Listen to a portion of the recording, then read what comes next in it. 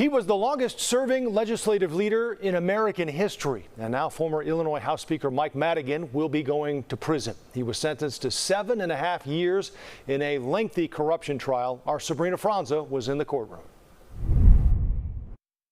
Mike Madigan, known as the Velvet Hammer, now a convicted criminal sentenced to 7.5 years in prison.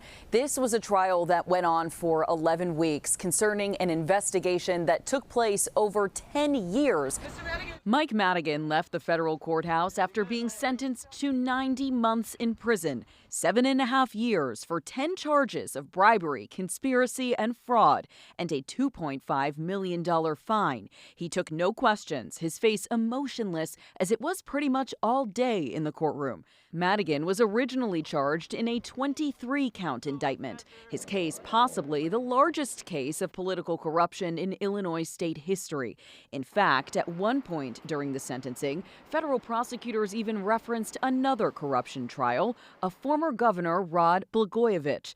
They argued Madigan's case was even worse because governors come and go. Madigan stayed in the Illinois House for decades. Representatives from the federal government did not appear after court, but issued a statement saying in part, quote, "Mr. Madigan was elected to serve the people of Illinois, but his actions demonstrated time and time again that his priority was his own personal interests and gain.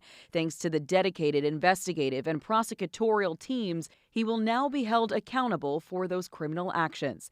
At one point today, Madigan spoke to a judge in his own defense, saying he was, quote, "truly sorry for putting the people of Illinois through this," and asking for mercy so that he can care for his wife, who is battling cancer. The speaker, when he testified at the trial, lied. The judge was visibly angry. Judge Blakey said the apology was not enough, citing that even though Madigan has a record of public service, is a proven dedicated father, grandfather, and husband, he still did what he did and knowingly obstructed justice by testifying and lying under oath. And he said his testimony was nauseating. That's a quote. So the judge was clearly irritated with his testimony. I think that hurt him at sentencing. Mike Madigan went home with his family tonight. He will report to prison at a later date. The location where he will serve his time still to be determined. We're in the newsroom. Sabrina Franza, CBS News, Chicago.